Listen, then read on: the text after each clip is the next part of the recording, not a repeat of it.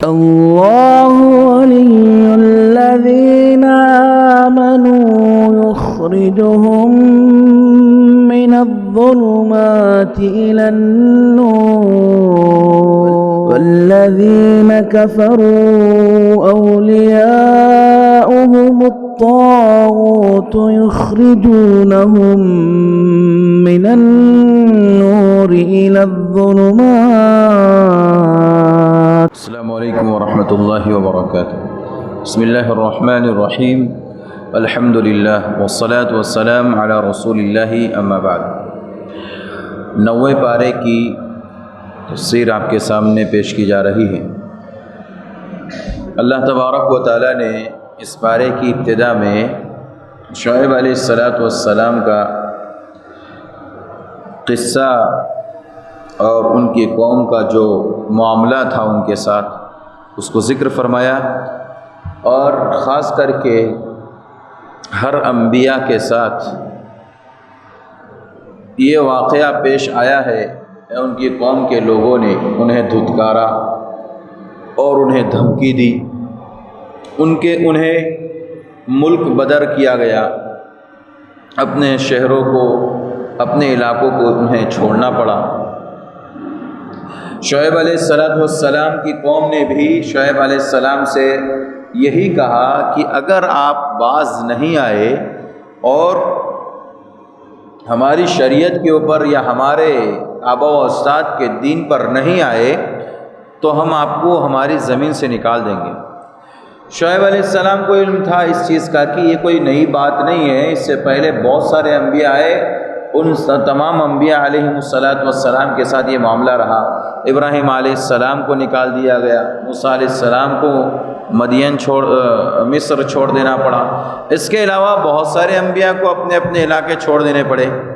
تو اللہ تبارک و تعالی نے شعیب علیہ السلام کی ایک بات ذکر فرمائی. انہوں نے مشرکین اور ان کی قوم کے لوگوں کی بات کو ذہن میں نہ لاتے ہوئے اور اس کو اہمیت نہ دیتے ہوئے انہوں نے اسے ہلکا اور لائٹ لے کر کے اسے اگنور کر دیا.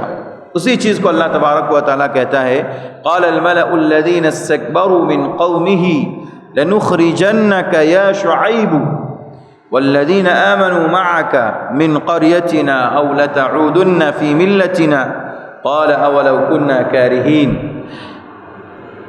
شعیب علیہ السلام کے قوم کے متکبر سرداروں نے، تکبر کرنے والے سرداروں نے کہا لنخرجنک یا شعیب، شعیب ہم تجھے ضرور نکال دیں گے اپنی قوم سے، اور ہماری اپنی جو بستی ہیں، اپنا جو گاؤں ہے، اس مدین سے، اس ہماری بستی سے تجھے اور تیرے جو ماننے والے مومنین ہیں، تجھ پر ایمان لانے والے ہیں، ان سب کو ہم اپنی بستی سے نکال دیں گے. او لتعودن فی ملتنا، ایک شرط پر تم یہاں پر رہ سکتے ہو کہ تم ہماری ملت کے اوپر پھر دوبارہ آ جاؤ، ہمارے آبا و اجداد کے دین پر آ جاؤ تو تمہیں یہ چھوڑ دیا جائے گا. یہ ہر نبی کے ساتھ ہو رہا تھا میرے بھائیوں. میرے اور آپ کے آخری نبی، پیارے نبی جناب محمد رسول اللہ صلی اللہ علیہ وسلم کے ساتھ بھی ہوا. آپ صلی اللہ علیہ وسلم جب وحی لے کر کے آئے، پہلی وحی جب نازل ہوئی آپ کے اوپر، اس موقع پر آپ صلی اللہ علیہ وسلم بہت گھبرائے ہوئے تھے. اماں خدیجہ کے گھر پر آپ صلی اللہ علیہ وسلم رکے گئے. آپ نے کہا زملونی زملونی، مجھے چادر اوڑا، مجھے کمبل اوڑا، مجھے گھبراہٹ ہے. اللہ کے نبی صلی اللہ علیہ وسلم کو اڑایا گیا. اس کے بعد اماں خدیجہ کو پورا واقعہ، پورا قصہ بتایا کہ ایک ایسا شخص دیکھا، ایک ایسی کیفیت میں نے اس کو دیکھا اور اس نے مجھے زبردست 3 مرتبہ دبوچا، اور اس کے بعد کہا پڑھو اللہ کے نام سے. پھر یہ میں لے کر کے آیا. تو اماں خدیجہ رضی اللہ عنہا نے اس موقع پر اللہ کے نبی صلی اللہ علیہ وسلم کو اپنے چچا زاد بھائی ورقہ بن نوفل کے پاس آپ کو لے کر کے گئے. آپ صلی اللہ علیہ وسلم کو لے کر کے اماں خدیجہ ورقہ بن نوفل کے پاس گئیں. ورقہ بن نوفل کے یہ چچیرے بھائی تھے اور یہ نصرانی تھے اور اچھے عالم تھے نصرانیوں کے. عیسائیوں کے ایک اچھے عالم تھے، ان کو علم تھا پہلی کتابوں کا۔ چنانچہ جب ان کے پاس لے کر کے گئے تو اللہ کے نبی صلی اللہ علیہ وسلم نے پورا قصہ ان کے سامنے بھی بیان کر دیا۔ تو کہا محمد صلی اللہ علیہ وسلم ھذا الناموس، یہ ناموس ہے جو موسیٰ علیہ السلام پر اترتے تھے، جبرائیل ہے، یہ آیا کرتے تھے عیسیٰ علیہ السلام کے پاس بھی۔ اب سنو، اب کیا ہونے والا ہے، آپ کو اپنی سرزمین سے نکال دیا جائے گا، آپ کو آپ کے گھر سے نکال دیا جائے گا، آپ کے مکہ مکرمہ سے نکال دیا جائے گا، آپ کی بستی سے، آپ کے علاقے سے آپ کو نکال دیا جائے گا۔ جب ورقہ بن نوفل نے کہا تو پیارے نبی صلی اللہ علیہ وسلم نے تعجب میں کہا او مخرجیہم، وہ لوگ مجھے نکال دیں گے۔ بخاری کے الفاظ ہے او مخرجیہم، کیا وہ لوگ مجھے نکال دیں گے؟ اللہ کے نبی صلی اللہ علیہ وسلم نے جب یہ بات کہی، ورقہ نے کہا نعم، جی ہاں، آپ کو بھی آپ کی بستی سے نکال دیا جائے گا۔ تو میرے بھائیوں، آپ نے دیکھا کہ پیارے نبی صلی اللہ علیہ وسلم نے 13 سال مکہ مکرمہ میں گزارے اور آخر کار آپ کو مکہ چھوڑنا پڑا نہ چھوڑا؟ آپ نے مکہ چھوڑا کتنے سالوں تک؟ گرچہ 10 سالوں تک، 8 سال، 9 سال، کتنے بھی سالوں تک آپ نے مکہ چھوڑا، لیکن آپ کو بھی آپ کی بستی کو چھوڑنا پڑا۔ تو یہ انبیاء علیہم السلام کے ساتھ یہ سسٹم چلا آ رہا تھا پہلے سے۔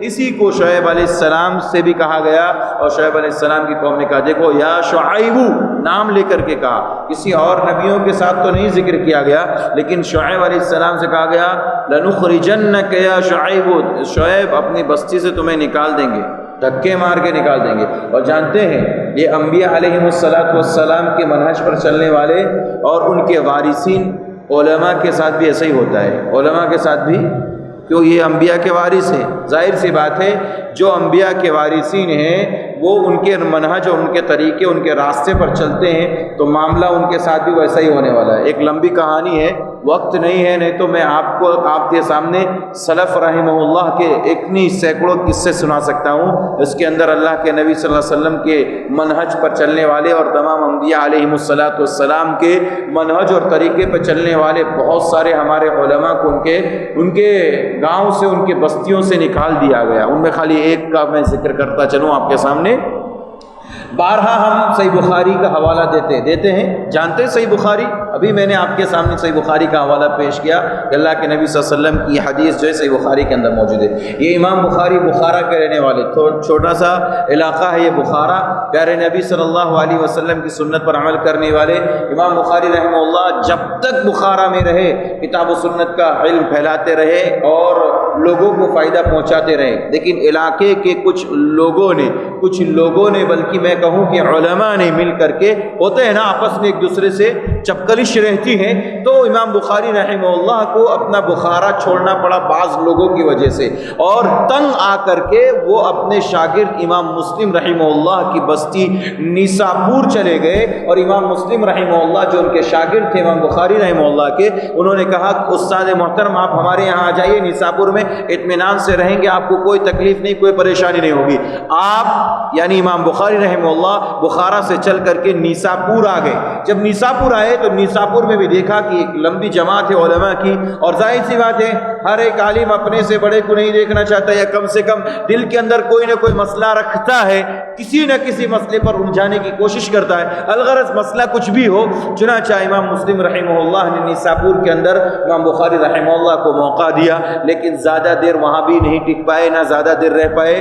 چنانچہ کچھ دنوں کے بعد وہاں پر بھی امام بخاری رحمہ اللہ کے ساتھ یہ سازشیں ہونے لگی، اور آخر کار امام مسلم رحمہ اللہ کے ساتھ امام بخاری کو بھی نیساپور چھوڑ دینا پڑا، اور پھر وہاں سے دوسرے علاقے چلے گئے۔ یہ محض اس لیے ہو رہا تھا کیونکہ یہ حق پرست تھے، اور نبی اور انبیاء علیہم السلام کی سنت پر چلنے والے، آپ کے طریقے پر چلنے والے، یہ سارے لوگوں کو اپنے علاقے چھوڑ دینے پڑتے ہیں جب وہ حق کی آواز بلند کرتے ہیں۔ تو یہ انبیاء کے وارثین کا بھی حال رہا ہے، اور پھر آخر میں دوسرے علاقے میں امام بخاری چلے گئے، اور وہاں جانے کے بعد وہاں مقیم رہے، وہاں کا حال بھی ایسا ہی رہا۔ پھر آخر میں انہوں نے دیکھا کہ اب دنیا میرے لیے تنگ ہو رہی ہے، تو رات میں انہوں نے اللہ تبارک و تعالیٰ سے دعا کی، پروردگارا اگر میرے لیے زندگی بہتر ہے تو زندگی کا فیصلہ فرما، اور اگر میرے لیے موت بہتر ہے تو موت کا فیصلہ فرما۔ ایک سالم ایک راوی ہے، انہوں نے اس بات کو سنا اور انہوں نے کہا کہ میں نے یہ بات سنی اور پتہ چلا مجھے کہ امام بخاری رحمہ اللہ کا اسی رات انتقال ہو گیا۔ انا للہ و انا الیہ راجعون۔ امت کا ایک بڑا خسارہ، ایک بڑا جو خسارہ ہو سکتا ہے امت کو، وہ امام بخاری رحمہ اللہ کے چلے جانے کے بعد۔ الغرض وہ واقعہ تو لمبا ہے اور بہت سارے واقعات ہیں کہ جنہوں نے علماء نے اپنی بستیوں کو صرف حق کو بلند کرنے اور حق کی آواز کو بلند کرنے کے لیے انہوں نے اپنی بستی کو چھوڑ دیا، اور یہ منہج انبیاء ہے، یہ انبیاء کا طریقہ رہا ہے، اور انبیاء نے جیسے اپنی دعوت کا اعلان کیا ان کو اپنی بستی چھوڑ دینی پڑی، ایسے ہی انبیاء کے وارثین کو بھی بستیاں چھوڑنی پڑی۔ الغرض بتانے کا مقصود یہ ہے کہ پہلی آیت میں اللہ تبارک و تعالیٰ نے شعیب علیہ السلام کے بارے میں کہا، ان کی قوم نے دھمکی دی، لیکن شعیب علیہ السلام نے اس بات کو ذرہ برابر بھی اہمیت نہیں دی اور اگنور کر دیا کہ ٹھیک ہے دیکھا جائے گا، یہ تو سنت رہی۔ آگے بتایا جا رہا ہے کہ یہ جو بیماریاں ہوتی ہیں نا دنیا میں، یہ بیماریاں جو ہوتی ہے اور یہ فقر و فاقہ جو لائق ہوتا ہے، یہ پتہ ہے کیوں ہوتا ہے؟ یہ انبیاء کی تکذیب کی وجہ سے، رسولوں کی باتوں کی تکذیب کی وجہ سے۔ اللہ تبارک و تعالیٰ نے بہت پیاری بات کہی، اور اس ماحول میں سمجھنے کے لیے بہت اہم بات ہے۔ اللہ تبارک و تعالیٰ نے فرمایا وَمَا أَرْسَلْنَا مِن رَّسُولٍ وَمَا أَرْسَلْنَا مِن نَّبِيٍّ وَمَا أَرْسَلْنَا فِي قَرْيَةٍ مِّن نَّبِيٍّ إِلَّا أَخَذْنَا أَهْلَهَا بِالْبَأْسَاءِ وَالضَّرَّاءِ لَعَلَّهُمْ يَضَّرَّعُونَ۔ اللہ نے کہا کہ جس بستی کے اندر ہم نے نبی بھیجا، جس بستی کے اندر نبی کو ہم نے بھیجا، یعنی دنیا کے اندر اللہ تبارک و تعالیٰ نے بہت سارے انبیاء بھیجے، الگ الگ بستیوں کے اندر اللہ تبارک و تعالیٰ نے الگ الگ انبیاء بھیجے، تو ہم نے کسی بستی کے اندر نبی نہیں بھیجا مگر کیا ہوا کہ جب انہوں نے اس نبی کی تکذیب کی تو الا اخذنا اہلہا، ہم نے اس کے باشندوں کو، اس بستی کے رہنے والوں کو پکڑ لیا۔ کس چیز کے اندر پکڑ لیا؟ بالبأساء، بیماری کے اندر، والضراء، اور فقر و فاقہ کے اندر مبتلا کر دیا، پکڑ لیا، لعلہم یضرعون، تاکہ وہ لوگ گریہ وزاری کریں، روئیں، گڑ گڑائیں، اللہ تعالیٰ کے سامنے توبہ کریں، استغفار کریں۔ جانتے ہیں میرے بھائیوں بیماریاں کیوں آتی ہیں؟ اس آیت کریمہ کی روشنی میں ہمیں کیا پتہ چلا؟ بیماریاں جب رسول کی، اللہ کی بات کے ساتھ ساتھ رسول کی باتوں کی تکذیب زیادہ ہونے لگے اور رسول کے فرامین کو یکسر نظر انداز کیا جائے اور بالکل رسول کی باتوں پر عمل نہ کیا جائے، تو پھر بیماریاں آنا شروع ہو جاتی ہیں۔ اللہ تعالیٰ اس قوم کو بیماری میں جکڑ لیتا ہے۔ جس قوم کے یہاں نبی کی تکذیب ہو اس قوم کو اللہ تبارک و تعالیٰ بیماری میں پکڑ لیتا ہے اور اس کے اوپر فقر و فاقہ مسلط کر دیتا ہے۔ فقر و فاقہ اس پر مسلط ہو جاتا ہے اس قوم کے اوپر جس قوم کے اندر نبی کی تکذیب ہوتی ہو۔ میرے بھائیوں آج کل جو بیماریاں آتی ہیں نا، اس کی ایک بنیادی وجہ یہ بھی ہے کہ ہم نے اللہ کے نبی صلی اللہ علیہ وسلم کی بیشتر سنتوں کو اپنی زندگی سے ختم کر دیا۔ اب دیکھیے 24 گھنٹوں کے اندر ہمیں کتنی سنتیں پیارے نبی صلی اللہ علیہ وسلم کی کرنے کی ہیں، لیکن ان میں سے ہم سوائے چند کے اکثر کو ہم نظر انداز کرتے ہیں، چھوڑ دیتے ہیں۔ اور آگے میں ذکر کروں گا کہ نبی کی سنت اور نبی کی پکار کی کتنی بڑی اہمیت ہے، اسی پارے کے اندر ہے، آگے میں آئے گا تو ذکر کروں گا۔ بہت اہمیت ہے میرے بھائیوں، نبی کی پکار اور نبی کی سنت کی بڑی قدر ہے۔ جس نے بھی ٹھکرایا اس نے دنیا کے اندر اس کا عذاب، اس کا مزہ چکھا ہے۔ اس لیے جو بیماریاں آتی ہیں اللہ تبارک و تعالیٰ کہتا ہے نبی کی جب تکذیب ہوتی جس قوم کے اندر، اللہ اس قوم کے اندر بیماری کو ڈال دیتا ہے، فقر و فاقہ کو اس کے اوپر نازل کر دیتا ہے۔ اور جانتے ہیں اس کا علاج بھی بتا دیا، بیماری سے نجات کا، بیماری سے بچنے کا، بیماری سے نجات حاصل کرنے کا، فقر و فاقہ سے نکلنے کا اللہ تبارک و تعالیٰ نے علاج بتایا۔ کیا بتایا بتائیں آگے؟ لعلہم یضرعون، کیا بتایا؟ گریہ وزاری کرے، اللہ تبارک و تعالیٰ سے معافی مانگے، روئیں، گڑ گڑائیں۔ آج یہ کورونا کا ماحول ہے، بیماری پوری عام ہے، فقر و فاقہ، بعض لوگ اس کورونا کی وجہ سے نہ جانے کتنے لوگ بھوک مری کے شکار ہوئے اور مر گئے فقر و فاقہ کی وجہ سے، اللہ کو پیارے ہو گئے۔ میرے بھائیوں، یہ موسم ایسا ہے جس موسم میں ہمیں سب سے زیادہ گریہ وزاری کرنے کی ضرورت ہے۔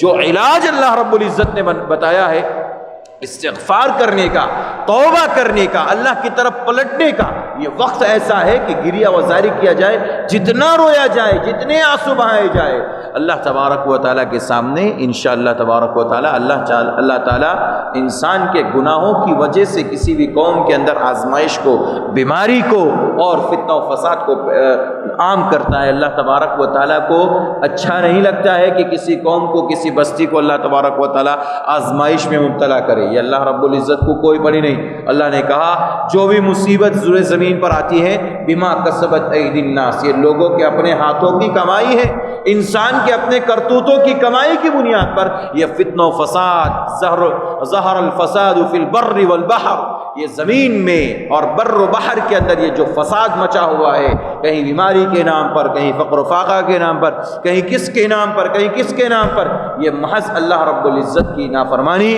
اور انسان کا اپنا عمل، اپنے برے کرتوتوں کی بنیاد پر اللہ تبارک و تعالیٰ نے کہا یہ دنیا میں فتنہ و فساد۔ اسی لیے یہ اللہ تبارک و تعالیٰ نے یہ بات ذکر کی کہ اگر ہمیں اس قسم کی بیماریوں سے بچنا ہے تو لعلہم یضرعون، خوب گریہ وزاری کریں، خوب گریہ وزاری کریں، خوب روئیں، اللہ کے سامنے توبہ کریں، استغفار کریں۔ اس وقت مسلمانوں کو، پورے مسلمانوں کو، پورے عالم اسلام کے مسلمانوں کو سب سے زیادہ توبہ کرنے کی ضرورت ہے، سب سے زیادہ استغفار کرنے کی ضرورت ہے، سب سے زیادہ آنسو بہانے کی ضرورت ہے۔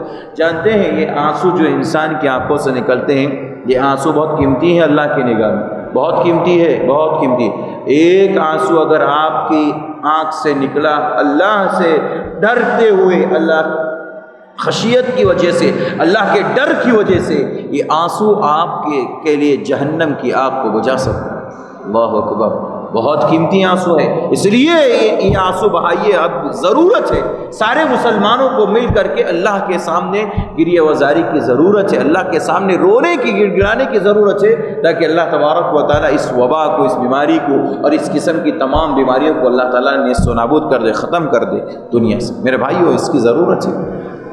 آگے اللہ تبارک و تعالیٰ نے کہا کہ اگر دنیا والوں کو، کسی بستی کو، کسی قوم کو آسمان اور زمین کی برکتیں حاصل کرنا ہے تو دو کام کر لیں۔ کتنے کام؟ دو۔ جس قوم کے اندر، جس بستی کے اندر یہ دو چیزیں پائی جائے گی، آسمان کے دروازے، زمین کے دروازے، رحمتوں کے دروازے اس قوم کے لیے، اس بستی کے لیے کھول دیے جاتے ہیں۔ وَلَوْ أَنَّ أَهْلَ الْقُرَىٰ آمنوا واتقوا لفتحنا علیہم برکات من السماء والارض۔ اللہ نے کہا اگر یہ بستی والے ایمان لے آئے، ظاہر سی بات ہے ہم سب لوگ کیا ہے، ایمان والے ہیں، الحمدللہ، ہے نا؟ باقی ایک کام اور کرنا ہے، کیا کرنا ہے؟ واتقوا، کیا کرنا ہے؟ واتقوا، اللہ سے ڈرنا ہے۔ اللہ سے ڈرتے ہیں، ماشاءاللہ ڈرتے ہیں، ہر کوئی ڈرتے ہیں، تبھی تو ہمیں اللہ کا ڈر ہے، تبھی تو ہم اپنے گھروں سے مسجد کو آئے ہیں اور یہ اللہ کا کلام سننے کے لیے بیٹھے ہیں، اللہ کے کلام کی تفسیر سننے کے لیے بیٹھے ہیں۔ یہ اللہ کا ڈر ہے، اسی وجہ سے ہم رمضان کے مہینے کے روزے پورے کر رہے ہیں، رمضان کے مہینے میں عبادات کر رہے ہیں، صبح سے شام تک اللہ کے خاطر بھوک اور پیاس کو برداشت کر رہے ہیں، اتنی شدید گرمی کے اندر اللہ کے خاطر کر رہے ہیں نا میرے بھائیوں۔ دونوں چیزیں ہیں، تو پھر ہمارے لیے کیا ہونا چاہیے؟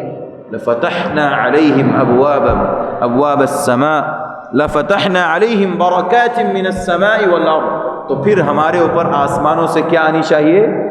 رحمتیں۔ ظاہر سی بات ہے اللہ کی رحمتیں ہمارے اوپر نازل ہو رہی ہیں۔ یہ اور بات ہے کہ ہمیں نظر نہیں آ رہی ہے یا پھر ہمیں محسوس نہیں ہو رہی ہے، اور جو محسوس کر رہا ہے وہ سمجھ رہا ہے کہ اللہ کی رحمت ہے۔ کتنے لوگ جو ہیں اس وقت اپنے بستروں پر سو رہے ہیں اور ہم اللہ کے کلام کو سن رہے ہیں، یہ اللہ کی رحمت نہیں تو اور کیا ہے؟ کتنے لوگ ہیں جو اللہ کے دین سے، اللہ کی شریعت سے غافل ہیں، جو اللہ تبارک و تعالیٰ کے احکامات سے غافل ہے، اور آج الحمدللہ ہم ان تمام چیزوں پر عمل کر رہے ہیں۔ اللہ کی رحمت نہیں ہے؟ باران رحمت کا نزول ہوتا ہے، شام کے وقت میں انتہائی خوبصورت موسم ہو جاتا ہے، بارشیں ہوتی ہیں، پانی نازل ہوتا ہے، یہ اللہ کی رحمت نہیں ہے؟ رمضان کے مہینے میں قسم قسم کے پھل ہمارے دسترخوانوں پر نظر آتے ہیں. یہ اللہ کی رحمت نہیں ہے؟ رحمت ہے. اور بھی اگر ہم اللہ سے ڈریں اور تقوی اختیار کریں تو اللہ کہتا ہے آسمان اور زمین کے سارے دروازے ان لوگوں کے لیے کھول دیے جاتے ہیں. ضرورت اس بات کی ہے کہ ہم اس پر عمل کریں. اللہ تعالی ہم سب کو اس پر عمل کرنے کی توفیق عطا فرمائے. آمین. میرے بھائیو، آگے موسیٰ علیہ السلام کا قصہ اور فرعون کا قصہ، لمبا قصہ ذکر کیا جا رہا ہے پوری تفصیل کے ساتھ. کیا ہوا؟ پہلے موسیٰ علیہ السلام کا اپنا معجزہ انہوں نے ظاہر کیا. اس کے بعد وہ جو جادوگر لوگ آئے، تقریباً 70,000 مفسرین کے قول کے مطابق 70,000 جادوگر اس دربار کے اندر، فرعون کے دربار میں موجود تھے، اور انہوں نے سب نے اپنی اپنی لاٹھی، اپنا اپنا کرتب دکھایا اور پھینکا، اور موسیٰ علیہ السلام کا ایک عصا، ایک لاٹھی نے، ایک اژدہے نے سارے کو اپنے اندر نگل لیا. جانتے ہیں 70,000، میں سمجھتا ہوں کہ دنیا کا یہ سب سے بڑا جادوگری کا یہ سرکس تھا. سب سے بڑا جادوگری کا یہ جو کرتب کا یہ ایک میلہ لگا تھا، یہ سب سے بڑا تھا.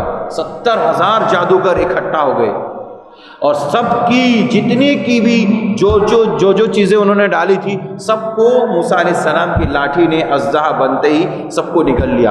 اور جانتے ہیں اللہ تبارک و تعالیٰ نے ان کے بارے میں کیا کہا کہ جیسے انہوں نے، یعنی جادوگروں نے دیکھا کہ موسیٰ کا جو یہ عصا ہے، یہ لاٹھی ہے، یہ کرتب نہیں ہے، یہ کرتب نہیں ہے، یہ دکھاوا نہیں ہے، یہ معجزہ ہے.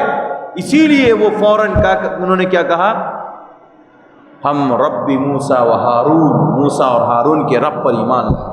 سجدے میں گر گئے، اور گرنے کے بعد کہہ رب موسیٰ و ہارون، ہم موسیٰ اور ہارون کے رب پر ایمان لا چکے. اور انہوں نے، مفسرین نے لکھا ہے کہ وہ ماہرین فن تھے. ماہرین فن، کسی فن کے اندر ماہر اگر کوئی آدمی ہوتا ہے، وہ سمجھ جاتا ہے کہ یہ نقالی ہے، یہ عقالی ہے، یہ اصل ہے، یہ نقل ہے. ایک سونی کو، ایک سونار کو، سونا چیک کرنے والے کو، سونا بنانے والے کو اگر آپ سونا دیں گے، اگر اوریجنل ہوگا وہ پکڑ کے بتا دے گا کہ یہ اوریجنل ہے، اور اگر ڈپلیکیٹ ہوگا، نقلی ہوگا، آپ اس کے ہاتھ میں دیں گے فوراً بتا دے گا یہ نقلی ہے، یہ صحیح نہیں ہے، اوریجنل نہیں ہے، اصل نہیں ہے. کیوں؟ اس کے پاس اس کا علم ہے. ماہرین فن یہ بتا دیتے ہیں کہ یہ صحیح ہے، یہ غلط. اسی طرح جب جادوگروں کو علم ہو گیا موسیٰ علیہ السلام کے بارے میں، تو انہوں نے فوراً سجدے میں گرتے ہوئے کہا رب موسیٰ و ہارون. مفسرین نے لکھا کہ وہ ماہرین فن تھے، اور وہ سمجھ گئے کہ موسیٰ علیہ السلام کا یہ جادو نہیں ہے، بلکہ یہ معجزہ ہے. یہ کیا ہے؟ معجزہ ہے. اور جادو اور معجزے میں بہت فرق ہے، زمین اور آسمان کا فرق ہے. یہ بات یاد رکھیے. اسی لیے انہوں نے کہا کہ موسیٰ علیہ السلام نے جیسے ہی اپنا عصا ڈالا، فوراً وہ لوگ اسلام قبول کر لیے، دائرے اسلام میں داخل ہو گئے. اسی طرح آگے اللہ تبارک و تعالیٰ نے موسیٰ علیہ السلام کے 40 دن کے لیے جانا، پھر سامری کا بچڑا بنا لینا اور ان کی قوم کا اس کو پوجا کرنا وغیرہ وغیرہ، عبادت کرنا. بہت لمبا چوڑا اللہ تبارک و تعالیٰ نے ان کا ذکر کیا ہے. لیکن 2-3 باتیں موسیٰ علیہ السلام کے تعلق سے خاص ذکر فرمائی، وہ یاد رکھنے والی ہیں کہ جب موسیٰ علیہ السلام نے فرعونیوں کو اور آل فرعون کو سمجھایا تو اللہ تبارک و تعالیٰ نے ان کی آزمائش کی، ان کی پکڑ کی، تاکہ یہ قوم بچ کر کے نکل آئے اور اللہ کی طرف پلٹ آئے. اللہ نے فرمایا وَلَقَدْ أَخَذْنَا آلَ فِرْعَوْنَ بِالسِّنِينَ وَنَقْصٍ مِّنَ الثَّمَرَاتِ لَعَلَّهُمْ يَذَّكَّرُونَ. اللہ نے کہا ہم نے آل فرعون کو قحط سالی کے اندر پکڑا. قحط سالی، ان کے یہاں قحط سالی نازل ہو گئی، کھیتوں کے اندر اناج غلہ وغیرہ کچھ نہیں اگ رہا ہے، اور اسی طرح مارکیٹ کے اندر پھل نہیں مل رہے. وَنَقْصٍ مِّنَ الثَّمَرَاتِ، ثمر کہتے ہیں پھل کو، پھل بھی نصیب نہیں ہے اور اناج اور غلہ بھی موجود نہیں، سب کچھ کم ہو گیا. اللہ تبارک و تعالیٰ نے کہا لعلہم یذکرون، یہ اس لیے کیا تاکہ یہ لوگ پلٹ کر کے آ جائیں اور اللہ کی طرف رجوع کر لیں اور اللہ تبارک و تعالیٰ کے اوپر ایمان لے آئے. لیکن جب انہوں نے اس کے اوپر بھی اللہ تبارک و تعالیٰ پر ایمان نہ لائے، اس کے اوپر ہوتے ہوئے بھی اللہ کی ذات پر ایمان نہ لائے، تو پھر اللہ تبارک و تعالیٰ نے مزید ان کے اوپر عذاب نازل کیا، اور بہت خطرناک عذاب نازل کیا. فارسلنا علیہم الطوفان والجراد والقمل والضفادع والدم آیات مفصلات. اللہ نے کہا پھر ہم نے ان کے اوپر سیلاب نازل کیا، پانی آسمان سے بارش نازل کی، سیلاب کا سلسلہ آیا، کئی لوگ غرق آب ہو گئے، ان کے گھر تباہ تباہ ہو گئے، ان کی کھیتیاں تباہ ہو گئی، بہت کچھ تباہ ہوا، لیکن اس کے باوجود یہ لوگ نہیں مانے۔ ایک تو ان کے اوپر فارسلنا علیہم الطوفان، طوفان آیا، اور اس کے بعد اللہ تبارک و تعالیٰ آگے کہتا ہے پھر ان کے اوپر اللہ تبارک و تعالیٰ نے کمل مانے ٹڈیاں، والجراد، جراد کہتے ہیں ٹڈیوں کو، ان کے اوپر اللہ تبارک و تعالیٰ نے ٹڈیوں کا عذاب نازل فرمایا۔ یہ ٹڈیاں جو ہے ایک قسم کا پرندہ ہوتا ہے، اور یہ جو ہے نا کھیتیوں کو چٹ کر جاتا ہے، کھا جاتا ہے، کھیتیوں میں لگے ہوئے جو دانے ہوتے ہیں اسے کھا جاتا ہے، ختم کر دیتا ہے۔ اللہ تبارک و تعالیٰ نے ٹڈیوں کا ان کے اوپر عذاب نازل کیا تاکہ کم از کم یہ لوگ سدھر جائیں اور واپس اللہ کی طرف پلٹ کر کے آ جائے۔ اس سے بھی نہیں سدھرے تو پھر اللہ تبارک و تعالیٰ نے والقمل، جوں، جو سر کے اندر جو جوں ہوتی ہے، جوؤں کا عذاب نازل کیا۔ اللہ تبارک و تعالیٰ نے ان کے چہروں میں، ان کے سروں پر، ان کے جسموں پر، ان کے کپڑوں پر، ہر جگہ جوں نظر آ رہی تھی کہ شاید کہ اللہ تبارک و تعالیٰ نے کہا یہ لوگ اس سے گھن کھاتے ہوئے اور اپنے عمل سے پلٹ جائیں گے اور اللہ کی طرف رجوع کر لیں گے، لیکن اس کے باوجود یہ لوگ رجوع نہیں کیے۔ پھر اللہ تبارک و تعالیٰ نے ان کے اوپر جو ہے اسی موقع پر والضفادع، میڈک کی شکل میں اللہ تبارک و تعالیٰ نے ان کے اوپر عذاب نازل کیا۔ اور میڈک کہتے ہیں کہ ان کے کھانے میں میڈک، ان کے بستروں پہ میڈک، جہاں کہیں بیٹھے رہتے وہاں میڈک دیکھتے ہیں نا، میڈک کو ہم دیکھتے ہیں تو تھوڑی سی گھن اور کراہت محسوس ہوتی، ایک کو دیکھیں گے تو ایسا ہوتا ہے، اور کئی ایک ہو، کھانے میں میڈک، بستروں پہ میڈک، آدمی جہاں بیٹھا ہے وہاں میڈک، ہر جگہ انسان کو کراہیت ہوگی اور ناپسندیدگی اس سے ظاہر ہوگی۔ اللہ تعالیٰ نے سوچا، اللہ تعالیٰ نے کہا کہ ہم نے ان کے اوپر یہ عذاب بھی نازل کیا تاکہ یہ لوگ پلٹ کر کے آ جائے، اللہ کی طرف رجوع کرے، لیکن نہیں کیا۔ پھر والدم، ان کے اوپر اللہ تعالیٰ نے خون کا عذاب، یعنی یہ لوگ جب پانی پینے کے لیے جاتے، پانی رہتا تھا، لیکن جب یہ لوگ پانی پینے کے لیے جاتے تھے تو وہ پانی خون بن جاتا۔ کیا بن جاتا تھا؟ تو ظاہر سی بات ہے خون کو پی نہیں سکتے تھے، پانی کے ذریعے جو پیاس بجھائی جا سکتی ہے وہ کسی اور چیز کے لیے نہیں۔ الغرض اللہ تبارک و تعالیٰ نے کئی قسم کے عذاب ان کے اوپر نازل کیے، لیکن یہ آل فرعون جو ہے اس کے باوجود اس سے پلٹ کر کے نہیں آئے، اور فرعون کے دربار میں رہتے ہوئے فرعون کو مانتے رہے، سب کچھ اسی کو سمجھتے رہے، اللہ کی طرف پلٹ کر کے نہیں آئے، اور اللہ کو معبود انہوں نے تسلیم نہیں کیا۔ اللہ تعالیٰ نے کہا ان کو اللہ تبارک و تعالیٰ نے ایسے ہی ہلاک و برباد کر دیا۔ آگے اللہ تبارک و تعالیٰ نے پیارے نبی صلی اللہ علیہ وسلم کی رسالت کے بارے میں کہا کہ نبی صلی اللہ علیہ وسلم کی رسالت صرف مسلمانوں کے لیے خاص نہیں ہے، یہ بات یاد رکھیے، نبی صلی اللہ علیہ وسلم کی رسالت صرف مسلمانوں کے لیے خاص نہیں ہے، بلکہ آپ دنیا کے اندر تمام انسانوں کے لیے رسول بنا کے، دنیا میں تمام انسانوں کے لیے، چاہے وہ مسلمان ہو، چاہے وہ یہودی ہو یا عیسائی ہو، کرسچن ہو، ہندو ہو، کسی بھی مذہب کا ماننے والا، سب کے لیے اللہ تبارک و تعالیٰ نے نبی صلی اللہ علیہ وسلم کو رسول اور نبی بنا کر، قل یا ایھا الناس، کیا کہا اللہ نے؟ قل یا ایھا الناس، اے نبی آپ کہیے اے لوگو، الناس کہا، یا ایھا الذین آمنوا نہیں کہا، ایمان والوں نہیں کہا یا ایھا الناس انی رسول اللہ الیکم جمیعا، تمام تر لوگوں کے لیے میں رسول اور نبی بنا کر کے بھیجا گیا ہوں اللہ کی طرف سے۔ لہذا یہ معلوم ہوا، اس سے ایک بات معلوم ہوئی اور مسئلہ معلوم ہوا کہ جب تک دنیا کے اندر انسان نبی کو رسول نہیں مان لے گا، محمد صلی اللہ علیہ وسلم کو رسول اور نبی تسلیم نہیں کرے گا، وہ کامیاب نہیں ہو سکتا، وہ جنت میں نہیں داخل ہو سکتا، وہ جنت میں داخل نہیں ہو سکتا، اگرچہ وہ یہودی ہو، اگرچہ وہ عیسائی ہو یا کسی بھی مذہب کا ماننے والا ہو، اگر مسلمانوں میں بھی اگر کوئی نبی کو نہیں مانتا ہے، نبی کی رسالت کو نہیں مانتا ہے، وہ جنت میں داخل نہیں ہو سکتا، کیونکہ رب العالمین نے پورے انسانیت کے لیے اللہ تبارک و تعالی نے نبی کو، محمد صلی اللہ علیہ وسلم کو نبی اور رسول بنا کر کے بھیجا۔ یہ اس بات کی دلیل ہے کہ محمد صلی اللہ علیہ وسلم پوری دنیا والوں کے لیے نبی بنا کر کے بھیجے گئے تھے۔ اس کے بعد آگے اللہ تبارک و تعالی نے یہودیوں کی حیلہ سازی کو ذکر کیا۔ حیلہ کرنا، حیلہ جانتے کسے کہتے ہیں؟ حیلہ کرنا کہتے ہیں جیسے ایک چیز ہے حرام چیز، اس حرام چیز کو اللہ تبارک و تعالیٰ نے اپنانے سے منع کیا، لیکن اس کو ڈائریکٹ نہیں بلکہ انڈائریکٹ اس کے اوپر عمل کرنا، ڈائریکٹ نہیں لیکن انڈائریکٹ اس کے اوپر عمل کرنا یا اس کو اپنانا، لینا، حاصل کرنا، اسی کو کہتے ہیں حیلہ کرنا۔ یہودیوں پر اللہ تبارک و تعالیٰ نے سنیچر کے دن شکار کرنے سے منع کیا تھا، یہودیوں کو اللہ تبارک و تعالیٰ نے سنیچر کے دن شکار کرنے کے لیے منع کیا تھا کہ آپ لوگ شکار نہیں کریں. یہودیوں نے اللہ کی بات مانی, نبی کی بات مانی, شکار تو نہیں کر رہے تھے لیکن حیلہ کیا وَاسْأَلِ الْقَرْيَةَ, اللہ نے کہا کہ قریہ والوں سے پوچھو, یعنی بستی والوں سے. اکثر مفسرین کا کہنا یہ ایلا نامی ایک بستی ہے جو بحر قلزم کے قریب ساحل سمندر پر یہ واقع تھی. وہاں پر ایک بستی آباد تھی ایلا نام کی. وہاں کے لوگوں کے سلسلے میں یہ بات کہی گئی ہے کہ یہودی لوگوں کے, وہاں کے لوگوں سے کہا گیا تھا کہ آپ لوگ سنیچر کے دن شکار نہیں کریں.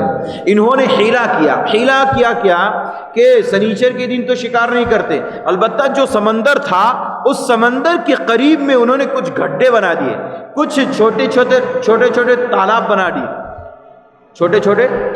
دیے.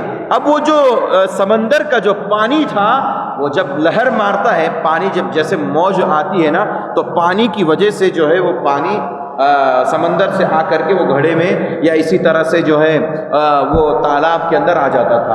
اور مچھلیاں جو ہے سنیچر کے دن سب سے زیادہ آتی تھی. اللہ نے کہا شرعن, اچھل کر کے ان کی آنکھوں کے سامنے آتی تھی. یہ بڑی بات ہے. جانتے ہیں یہ عام طور پر اللہ تبارک و تعالیٰ کی آزمائش ہوتی ہے نیک بندوں کے لیے, اور خاص اللہ کے خاص بندوں کے لیے یہ اللہ تعالیٰ آزماتا ہے دنیا کے اندر مومنوں کے لیے کو. تو یہودیوں کو بھی آزمایا. اس دن سنیچر کے دن مچھلیاں خوب اچھل کر کے آتی تھی, اور آئے دن کم رہتی تھی. تو انہوں نے کیا گڈھے کھود دیے اور آس پاس میں قریب میں کچھ تالاب بنا دیے. اب پانی جو آتا تھا وہ اس کے اندر ٹھہر جاتا تھا, اور سنیچر کو شکار نہیں کرتے. پھر اتوار کے دن اس اپنے بنائے ہوئے تالاب سے خوب مچھلیاں اٹھا لیتے تھے. اللہ تعالیٰ نے کہا یہ تو حیلہ ہے, یہی تو حیلہ ہے. اللہ نے ڈائریکٹ منع بھی کیا ہے اور انڈائریکٹ بھی منع کیا.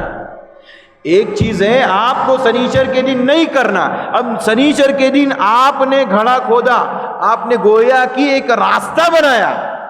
اتوار کے دن کو شکار کرنے کے لیے آپ نے سنیچر ہی کے دن ایک راستہ بنا دیا. اللہ تعالیٰ نے جب کہ یہ چیز منع کی تھی کہ سنیچر کے دن کچھ کرنا ہی نہیں ہے, حیلہ نہ کرنا, نہ آپ کو شکار کرنا, نہ کچھ کرنا, کچھ بھی نہیں کرنا. لیکن انہوں نے کیا سنیچر کے دن حیلہ کر کے انہوں نے جو ہے گھڑے کھود دیے, اور پھر اتوار کے دن انہوں نے شکار کرنا شروع کر دیا. تو اللہ تعالیٰ نے کہا یہ ان کی حیلہ سازی تھی. اس کی بنیاد پر ان کو اللہ تبارک و تعالیٰ نے زبردست آزمایا, ان کو سزا دی, ان کو اللہ تبارک و تعالیٰ نے بھی برباد کر دیا. میرے بھائیو, آج کے دور میں ہم مسلمانوں میں بہت سارے لوگ اس قسم کے حیلے کرتے ہیں, جو کہ جاننا ضروری ہے. ہمارے مسلمان بھائیوں میں بعض لوگ ایسے ہیں جو ہمارے ہندوستان میں, اس ملک میں رہتے ہوئے سمجھتے ہیں کہ یہ ہندوستان جو ہے نا یہ دارالحرب ہے. یہ غلط ہے. دارالحرب نہیں ہے, یہ دارالحرب بھی نہیں ہے, یہ دارالامن بھی نہیں, یہ درمیانی ہے. دارالامن کا مطلب مکمل طور پر امن, ایسا نہیں ہے, ہمیں مکمل طور پر امن نہیں ہے. اور دارالحرب کا مطلب یہ جو ہے جنگ کا علاقہ ہے, یہاں پر جو ہے کافروں کی حکومت, یہ ساری چیزیں, ایسا بھی نہیں ہے. دارالحرب کے اندر انسان مسلمانوں کو جو ہے ان کو عبادت کرنے کا موقع یا ساری چیزیں نصیب نہیں ہوتی. الحمدللہ ہم تو ساری چیزیں کر رہے ہیں. ان دونوں کے درمیان کا یہ ہے, یہ ملک جو ہے دونوں کے درمیان, نہ تو دارالامن نہ دارالکفر, نہ تو دارالحرب نہ تو دارالامن, دونوں میں سے دونوں کے درمیان کا یہ ملک ہے. اس ملک کے اندر بعض حضرات جو ہے مسلمان کیا حیلہ کرتے ہیں, حیلہ یہ کرتے ہیں, کہتے ہیں کہ یہاں آپ جب ہندوستان کے اندر رہ رہے نا تو ہمارے لیے سود جائز ہے. سود کیا ہے؟ حلال ہے, جائز ہے, اور بذات خود اپنے آپ کے اوپر خرچ نہیں کرتے اور نہ ہی اس کو حلال کرتے. حلال کرنے کا طریقہ وہ لوگ حیلہ کرتے ہیں. کیا کرتے ہیں؟ حیلہ. سارے سود کے پیسے کو اکٹھا کر لیتے ہیں یا جمع کر لیتے ہیں, اس کے بعد کسی یتیم بچے کو پکڑتے ہیں. اس کو کسی یتیم بچے کو پکڑتے ہیں اور کہتے ہیں بیٹے یہ آپ کے لیے ہدیہ ہے, یہ آپ کے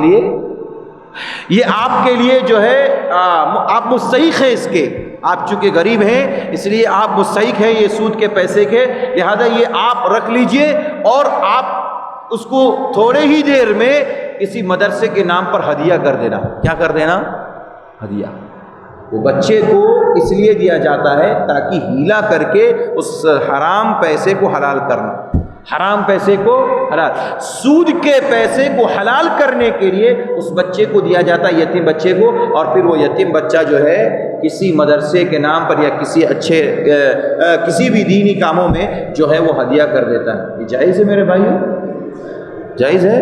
حرام ہے. یہ حیلہ ہے، یہ حیلہ ہے. یہ یہودیوں کا کام ہے، مسلمانوں کا کام نہیں. حیلہ کرنا یہ مسلمانوں کا کام نہیں. اسی لیے امام بخاری رحمہ اللہ نے، جیسا بھی میں نے پہلے ذکر کیا، امام بخاری نے اپنی صحیح بخاری کے اندر ایک چیپٹر بنایا ہے. کیا ہے معلوم ہے آپ کو؟ کتاب الحیل، حیلوں کی کتاب.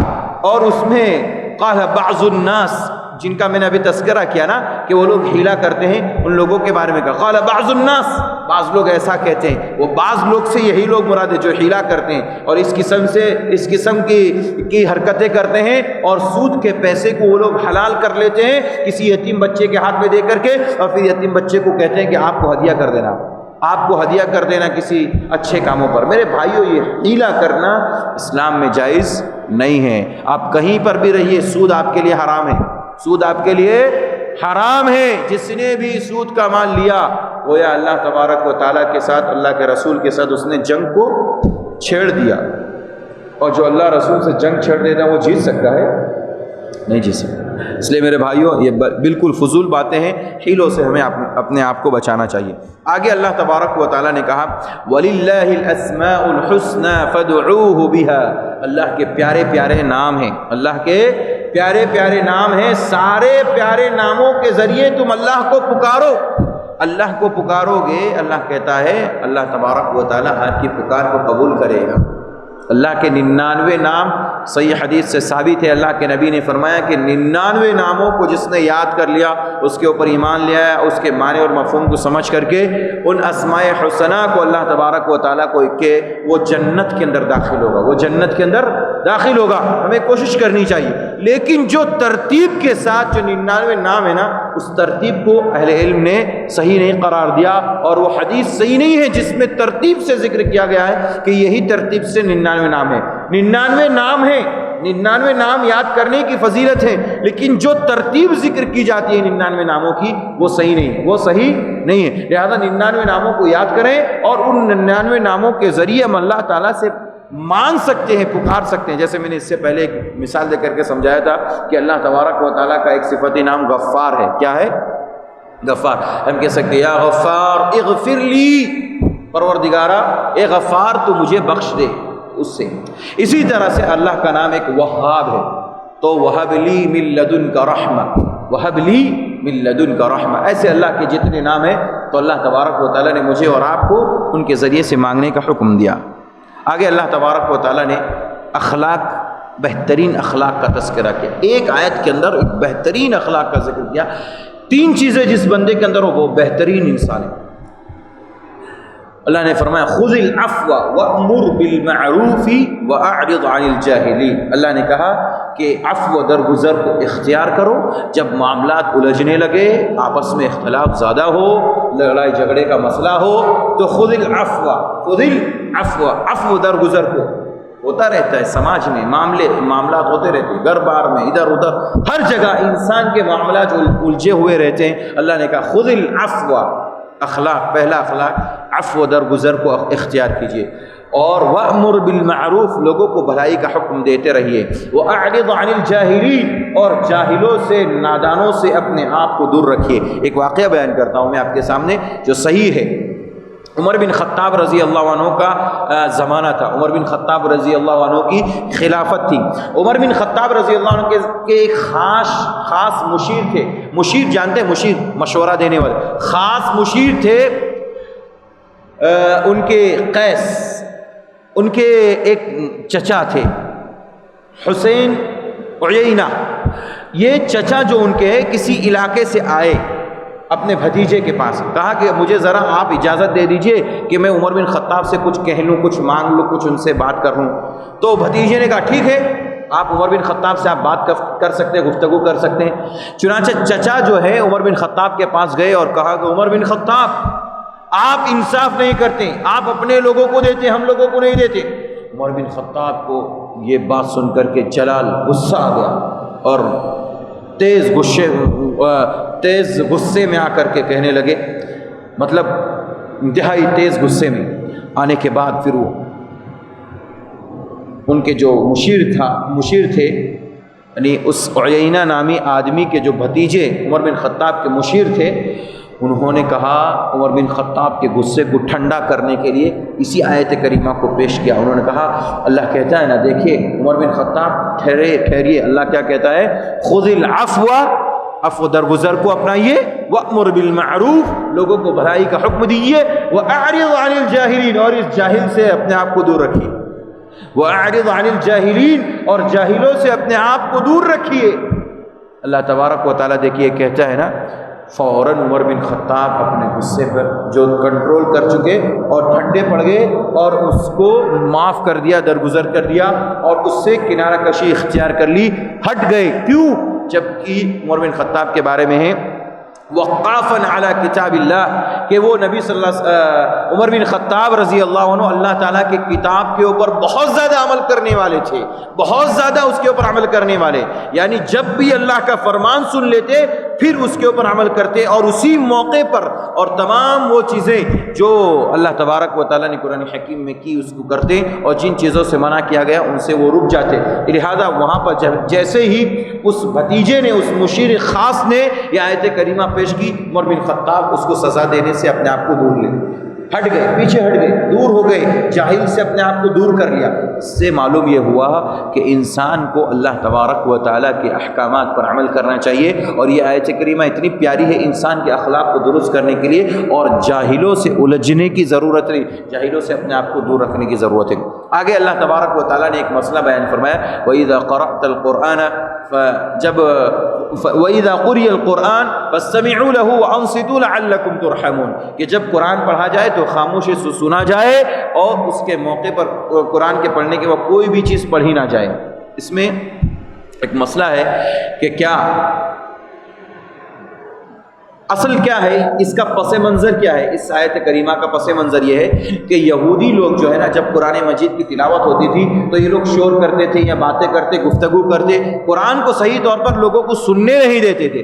اسی لیے اللہ نے یہ کہا کہ وَإِذَا قُرِئَ الْقُرْآنُ فَاسْتَمِعُوا لَهُ وَأَنصِتُوا لَعَلَّكُمْ تُرْحَمُونَ، قرآن جب پڑھا جائے تو خاموشی سے سنو اور اس موقع پر کچھ بھی گفتگو نہ کرو۔ بعض لوگوں نے اس کو بہت آگے تک بڑھا دیا جو کہ صحیح اور درست نہیں ہے۔ اللہ تبارک و تعالیٰ نے جہاں قرآن پڑھنے کا حکم دیا ہے وہاں پڑھنا ہے، اور جہاں خاموش رہنا ہے تو وہاں خاموش رہنے کا حکم ہے، وہاں خاموش رہنا۔ مثال کے طور پر فرض نماز جو ہم پڑھتے ہیں، جو جہری نماز ہیں، جیسے فجر ہے، مغرب ہے، عشاء ہے، ان نمازوں کے اندر ہمیں سورہ فاتحہ کا پڑھنا ہے۔ سورہ فاتحہ امام کے پیچھے آہستہ آہستہ امام کے پیچھے پڑھنا ہے۔ اس سلسلے میں کئی ایک احادیث موجود ہیں۔ اللہ کے نبی صلی اللہ علیہ وسلم نے فرمایا، ایک حدیث میں اللہ کے نبی صلی اللہ علیہ وسلم نے فرمایا، آپ قرآن نماز پڑھا رہے تھے، آپ کے پیچھے کئی ایک صحابہ نماز پڑھ رہے تھے، آپ جو بھی سورت پڑھ رہے تھے صحابہ پیچھے اس کو بھی پڑھ رہے تھے۔ اللہ کے نبی صلی اللہ علیہ وسلم پر یہ پڑھنے کی وجہ سے قرأت جو ہے بھاری ہو رہی تھی، تو آپ صلی اللہ علیہ وسلم نماز کے بعد فارغ ہوئے، آپ نے پوچھا آپ لوگ پیچھے کچھ پڑھ رہے تھے؟ صحابہ نے کہا ہاں اللہ کے نبی ہاں پڑھ رہے تھے۔ کہا کہ نہ، ایسا مت کرو، الا سوائے سورہ فاتحہ کے، صرف سورہ فاتحہ آپ امام کے پیچھے پڑھو، اس کے علاوہ کوئی دوسری آیت، سورہ فاتحہ کے علاوہ کوئی دوسری سورت پیچھے امام کے پیچھے نہ پڑھو۔ اس سے ایک مسئلہ معلوم ہوا کہ امام کے پیچھے مقتدیوں کو بھی سورہ فاتحہ پڑھنا ہے، لیکن آہستہ آہستہ پڑھنا ہے۔ یہ جہری نمازوں میں، سری نمازوں میں تو ہر کوئی پڑھتا ہے، ظہر اثر میں تو پڑھنا ہی ہے، لیکن دوسری جہری نمازوں کے اندر بھی ہر ایک کو پڑھنا ہے۔ تو یہ آیت کریمہ پیش کرنا کہ ہم نہیں پڑھ سکتے ہیں، یہ صحیح نہیں ہے، چونکہ میں نے بتایا پہلے اس کا پس منظر یہ ہے کہ یہودی جب قرآن پڑھا جاتا تھا تو یہ لوگ شور کرتے تھے، ہنگامہ کرتے، باتیں کرتے، گفتگو کرتے۔ اس چیز کو منع کرنے کے لیے اللہ رب العزت نے یہ بات ذکر کی۔ آگے سورہ انفال اعراف شروع ہو رہی ہے۔ سورہ انفال کے اندر اللہ تبارک و تعالیٰ نے ابتدائی آیات کے اندر کچھ غزوات کا ذکر کیا، لیکن مومنوں کی 5 خوبی ذکر فرمائی۔ ان مومنوں کے بارے میں اللہ تبارک و تعالیٰ نے کہا انما المؤمنون الذين اذا ذكر الله وجلت قلوبهم واذا تليت عليهم اياته زادتهم ایمانا وعلى ربهم يتوکلون۔ اللہ نے کہا کہ مومنوں کا حال یہ ہے، مومنوں کی 5 صفت ہے۔ انما المؤمنون الذين اذا ذكر الله، جب اللہ کا ذکر کیا جاتا ہے، وجلت قلوبهم، تو ان کے دل جو ہے نا لرز جاتے ہیں، دہل جاتے ہیں، کانپ جاتے ہیں۔ وجلت قلوبهم واذا تليت عليهم آیاتہ، جب قرآن کی آیتیں ان کے پاس پڑھی جاتی ہے زادتهم ایمانا، تو ان کا ایمان بڑھ جاتا ہے، ایمان میں اضافہ ہو جاتا ہے۔ یہ مومنوں کی خوبی ہے۔ اگر ہمیں قرآن پڑھتے ہوئے لذت مل رہی ہے، ذکر سے ہمیں لذت مل رہی ہے، تو یاد رکھیے ہمارا ایمان مضبوط ہے اور ہمارے ایمان میں اضافہ ہو رہا ہے۔ اور ایمان میں کمی اور زیادتی ہونا یہ متفقہ فیصلہ ہے، تمام مسلمانوں کا اس بات پر اتفاق ہے کہ ایمان میں زیادتی ہوتی ہے اور کمی ہوتی ہے۔ قرآن خود کہتا ہے کہ زادتہم ایمانا، جب قرآن کی تلاوت کی جاتی ہے، آیتیں پیش کی جاتی ہیں تو زادتہم ایمانا، ایمان بڑھ جاتا۔ وعلی ربہم یتوکلون، اور مومنوں کی صفت یہ ہے کہ وہ اللہ رب العزت کی ذات پر ہی ایمان رکھتے ہیں۔ تو مومنوں کو چاہیے کہ ان خوبیوں کو اپنے اندر پیدا کرے، اور اگر نہیں ہے قرآن پڑھنے سے ہمارے رونگٹے کھڑے نہیں ہوتے، ہمارے دلوں میں کچھ فرق نہیں پڑتا ہے، اور اسی طرح سے ہمارے ایمان میں اضافہ نہیں ہوتا، اور اسی طرح سے ہمارے دل نہیں کانپتے ہیں، تو یاد رکھیے ہمارے اندر ایمان کی کمی ہے اور مومنوں کی صفت سے ہم لوگ ابھی دور ہیں۔ ایک آیت کریمہ سورہ انفال کی بہت جامع ہے اور یاد رکھنے والی میرے بھائیوں، اور آج کے اس دور میں بہت ہی ضرورت ہے اس چیز کے اوپر عمل کرنا۔ جانتے ہیں نبی کی بات اور نبی کی پکار اتنی عظیم ہے کہ ہم کسی بھی حالت میں ہو، نبی کی پکار پر ہمیں لبیک کہنا ہے، نبی کی آواز پر ہمیں لبیک کہنے کا حکم دیا گیا ہے۔ اللہ تبارک و تعالیٰ نے فرمایا کہ جب نبی اللہ اور رسول جب پکارے تو تمہیں آ جانا چاہیے اس کی طرف۔ دعیو اذا دعیو، قرآن کہتا ہے اللہ تبارک و تعالیٰ کہ جب اللہ تبارک و تعالیٰ کہے کہ آپ ادھر آؤ، اسلام کی طرف پلٹ کر کے آ جاؤ، اور نبی جب آواز لگائیں تو نبی کی آواز پر لبیک کہو، کیونکہ اس کے اندر تمہارے لیے اللہ تبارک و تعالیٰ زندگی کو پیدا کرتا ہے، یعنی زندگی اللہ تبارک و تعالیٰ تمہاری متعین کرتا ہے۔ تو اصل یہ آیت کریمہ جو ہے، ایک آدمی، ایک صحابی رسول اللہ کے نبی صلی اللہ علیہ وسلم کے سامنے مسجد نبوی کے اندر نماز پڑھ رہے تھے، مسجد نبوی میں نماز پڑھ رہے تھے، اللہ کے نبی نے ان کو آواز لگائی، اے فلاں ادھر آؤ۔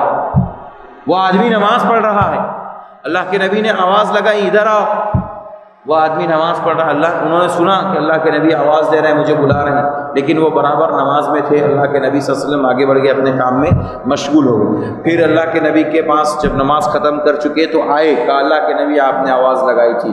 کہا ہاں آواز تو لگائی تھی۔